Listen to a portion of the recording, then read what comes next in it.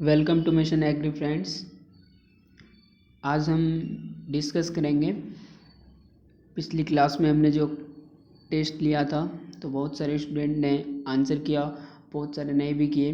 तो जिसने भी आंसर किए उनका मैं रैंक आपको ग्रुप पे मिल गया है, व्हाट्सएप ग्रुप पे, जिनका लिंक आपको डिस्क्रिप्शन बॉक्स में दिया हुआ था। ओके, तो आज के लेक्चर में हम उस पर डिस्कशन करेंगे और उनका जो है आंसर जानेंगे। ओके,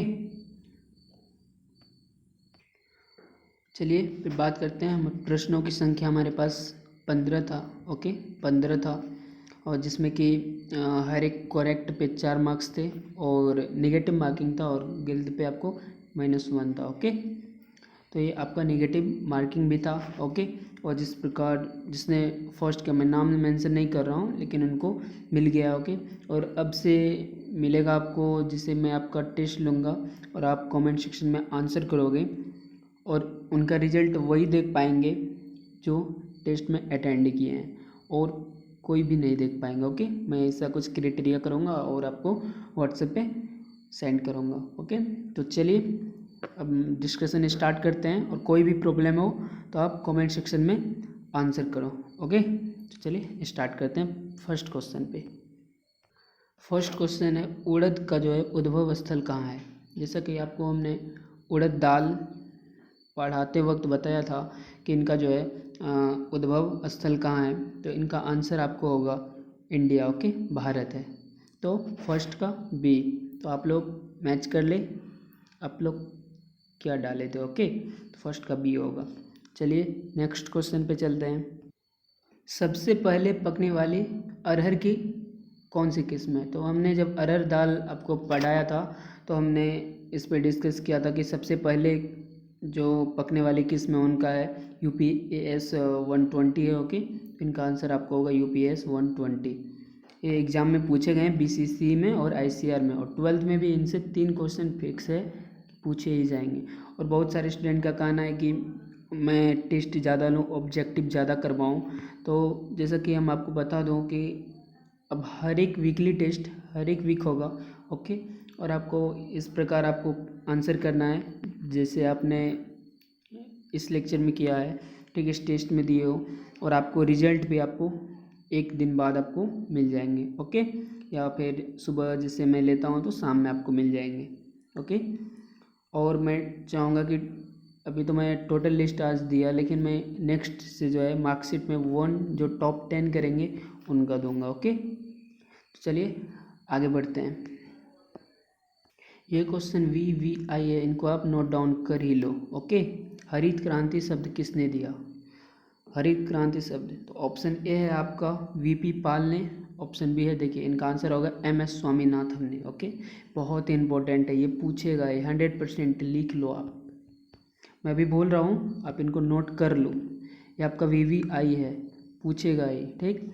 तो हरित क्रांति शब्द किसने दिया, तो MS स्वामीनाथन ने दिया है, ठीक। हरित क्रांति का शब्द इसने दिया है। चलिए नेक्स्ट क्वेश्चन, ये बहुत ही इंपॉर्टेंट है, इनको आप नोट डाउन कर लेना। नेक्स्ट पे चलते हैं। बात करें हम वीड। ओके, वीड शब्द का प्रयोग सर्वप्रथम किसने किया, तो वीड शब्द जो है, वीड शब्द का प्रयोग सर्वप्रथम जेथरो टूल ने किया है। ओके, जेथरो टूल ने किया है। ओके गाइस, तो ये इम्पोर्टेंट है, तो ये याद रखना है। ये 11th का एक क्वेश्चन है। ये क्वेश्चन आपको याद होगा, जब हम दलहनी फसल की बात कर रहे थे तो उसमें बताया था कि नाइट्रोजन स्थिरीकरण होता है, स्थिरीकरण होता है। ये मुझे जहाँ तक याद है मैं आपको ये बता चुका हूँ। ओके, तो दलहनी फसलों में जो नाइट्रोजन स्थिरीकरण होता है तो कहाँ होता है, किन के द्वारा होता है, राइजोबियम के द्वारा होता है। ओके गाइज, तो ये ध्यान में रखना, इनका आंसर आपको बी होगा। तो चलिए छठे क्वेश्चन पे चलते हैं।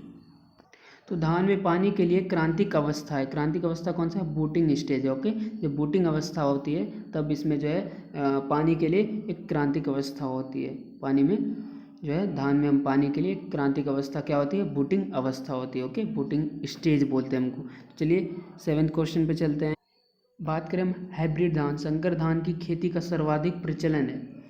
तो जैसे कि ये भी मैं आपको बता चुका हूँ, तो ये कहाँ है, चाइना में। ओके गाइस, कहाँ है, चाइना में। तो 7th का आपका सी हो जाएगा, ठीक। और आपका 8th क्वेश्चन है, भारत में प्रथम कृषि विश्वविद्यालय जो 1960 में खुला था वो है, तो वो है आपका GBPUAT जो कि पंतनगर नैनीताल में पड़ता है। ओके, बहुत इंपॉर्टेंट है, इनको याद रखना। और हम नेक्स्ट चलते हैं 9th क्वेश्चन पे, कि बहुत इंपॉर्टेंट है, आपको मैं पहले से मैं बता रहा हूँ। ये क्वेश्चन VVI है और ये बचपन से आप पढ़ते आ रहे होंगे कि नीली क्रांति का संबंध होता है तो मछली उत्पादन से। ओके, मछली उत्पादन से होता है। चलिए नेक्स्ट क्वेश्चन 10वें क्वेश्चन पे बात करते हैं। गेहूँसा जो है खरपतवार नियंत्रण किया जाता है। गेहूँसा एक खरपतवार है। जब हम गेहूँ आपको बता रहे थे तो उसमें मैं गेहूँसा खरपतवार के बारे में मैं चर्चा किया था। ठीक, तो गेहूँसा खरपतवार का नियंत्रण जो है कैसे किया जाता है तो बताए, तो इनका आंसर होगा आपका पेंटीमिथिलीन से किया जाता है। आप ये नहीं दे देना, ये आपको मिस्टेक से भी नहीं देना है। ओके, पेंटीमिथिलीन जो है गेहूँसा खरपतवार का नियंत्रण इनसे हम करते हैं। ठीक, चलिए नेक्स्ट क्वेश्चन पे बात करते हैं। बात करें गन्ने की तो उसमें सुक्रोज की मात्रा कितनी पाई जाती है तो गैस 12 से 14% जो है, 12 से 14% जो है सुक्रोज जो है, सुक्रोज वो गन्ने में पाई जाती है। ओके, शुगर कैन में। और आपको बता दो, आपका नेक्स्ट लेक्चर फिर से हम कंटिन्यू करेंगे आपका बुक से। ओके, और आपको NCERT फुल्ली कंप्लीट होगा और मैं कुछ अब फास्ट का लेक्चर लूँगा। ओके, चलिए आगे बात करते हैं।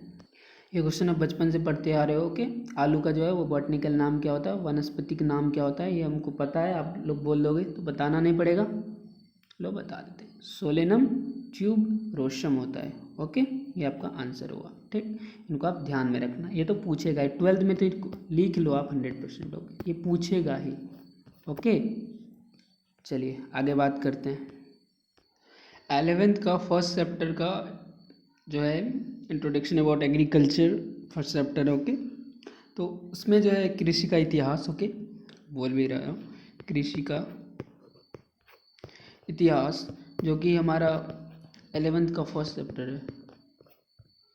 11th का फर्स्ट चैप्टर है। ओके, उसमें जो है पहला दिया हुआ है एग्रीकल्चर जो है, एग्रीकल्चर जो है इनको बोलते हैं किस शब्द से लिया गया है। ठीक, एक एग्री जो कल्चरा। ओके, कल्चरा ये आप लोग जानते होगे, 11th में पढ़े होगे। ओके, नहीं पढ़े हो कोई बात नहीं, मैं पढ़ाऊँगा। ओके, तो ये किस शब्द से लिया गया है तो चलो बताओ। और सॉरी, बताने का मौका तो कल ही का था, तो इनका आंसर होगा लैटिन। ओके, ये याद रखना, बहुत इंपॉर्टेंट है, ये भी पूछे जाएंगे 100%।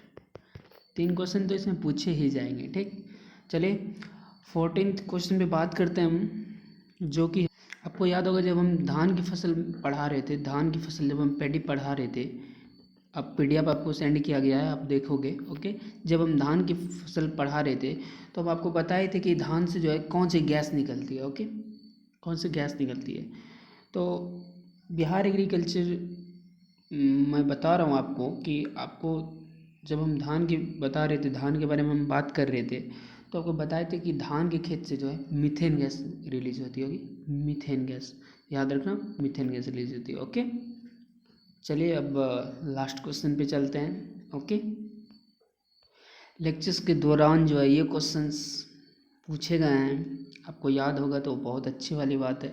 और भी कुछ जो क्वेश्चन कराया हूँ मैं, उनसे भी बहुत सारे क्वेश्चन आपको लेक्चर्स के जो दौरान लिए हैं वो सारे ऐड किए गए हैं। ओके, निम्न में से कौन सी प्राचीन फसल है, बता चुका हूँ। चलिए, इसमें जो आप लोग बहुत सारे स्टूडेंट बहुत ही गलत आंसर किए, बहुत सारे ये जो मेज़ दिए ये गलत आंसर है आपका, गेहूँ भी गलत आंसर है, बहुत सारे स्टूडेंट्स ने किया। इनका करेक्ट आंसर जो है, करेक्ट आंसर आपका धान होगा। ठीक, क्यों होगा, क्योंकि पता है कोई भी हम पर्व करते हैं। ठीक, आज गणेश चतुर्थी है। ओके, आज गणेश चतुर्थी है। ओके, तो देखिए, तो हैप्पी गणेश चतुर्थी लोग बोल दिए यार। ठीक, तो देखिए क्या होता है कि भगवान को जो है धान का जो है फसल धान जो चढ़ता है। ओके, क्यों उनको हम पूजा करते हैं धान से, सबसे पुराना फसल जो है वो धान है, इसीलिए। कहीं पे देखे हो कि धान की जगह मक्का से करते हुए, देखो आलू से करते हुए देखो यार, नहीं देखो, या गेहूँ से, किन से करते हैं हम को, मतलब हम धान से करते हैं यार, धान से करते हैं। ओके, तो सबसे प्राचीन फसल कौन सा है, धान है, इसीलिए जो है भगवान को भी हम पूजते हैं। ओके, तो आज के लेक्चर आई होप आप लोग को पसंद आया होगा। सेम स्लाइड आपका सेम है, नेवर स्टॉप ड्रीमिंग, सपने को देखना नहीं छोड़िए कभी। ओके, सपना हमेशा पूरा करिए, ड्रीम को हमेशा पूरा करना है। ओके गाइस, ड्रीम को हमेशा पूरा करना है। तो आपको आज आपका टेस्ट का डिस्कशन हो गया, और आपको कैसा लगा ये वीडियो, और अगर आपको if you like this video, अगर आपको पसंद आया तो आप थम्स अप करें। ओके, जिससे मुझे पता चल जाए। ओके, पता चल जाए, और कमेंट सेक्शन में बताएं कि आपको कैसा लगा, how do you feel. Okay, आप कैसा महसूस कर रहे हो। ओके, ठीक है। तो आपका नेक्स्ट लेक्चर कल से आपका रहेगा, जैसे हम रेगुलर क्लास करते हैं। ठीक, 14th लेक्चर तक हम बात कर चुके थे कल्टीवेशन ऑफ क्रॉप्स, तो हम उनसे आगे बात करेंगे। ओके, तो थैंक यू, मिलते हैं नेक्स्ट लेक्चर में।